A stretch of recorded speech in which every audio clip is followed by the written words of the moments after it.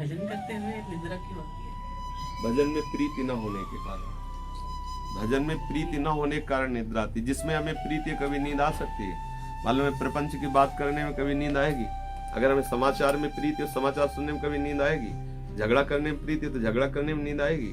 भोग भोगने में प्रीति है तो किसी भी भोग को भोगते समय क्या किसी को नींद आएगी? भजन में ही क्यों आती है? क्योंकि भजन में प्रीति नहीं।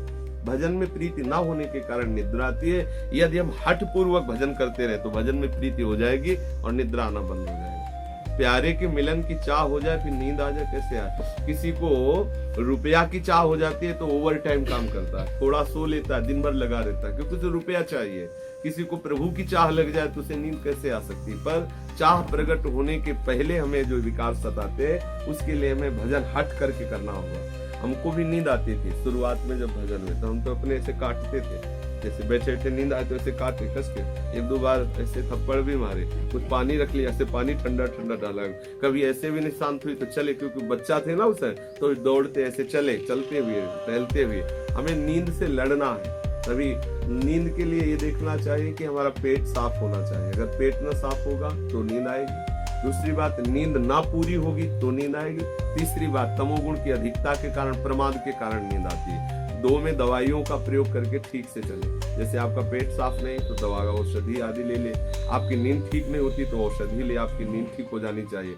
फिर अगर निद्रा परेशान करती तो इसके साथ लड़ना चाहिए। जैसे दुश्मन से व्यवहार करते हैं ऐसे नींद से व्यवहार करना चाहिए कि तू हमें भजन के समय क्यों गिरा रही?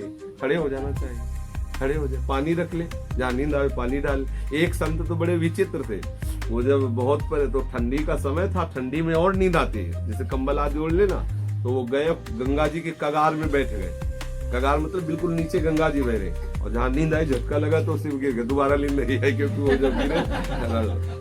तो अब इससे लड़ना पड़ेगा, नहीं तो नींद परेशान करके हमारा समय खत्म करे। और प्रपंच में लोगों कभी नींद नहीं आएगी। आप टीवी देखो, समाचार सुनो, कभी नींद आएगी? नहीं आएगी। प्रपंच में नहीं, भजन में आ जाएगी, सत्संग में आ जाएगी। सत्संग में जहाँ कितने लोग ऐसे कैसे झटके मारते रहते, सत्संग में नींद आ जाती है। जबकि इतना हल्ला मच रहा माइक से, फिर भी नींद आ जाती है। तो नींद तमोगुण है, वो भजन की विरोधी है। तो हमें उसका विरोध करना, उस पर विजय पानी है।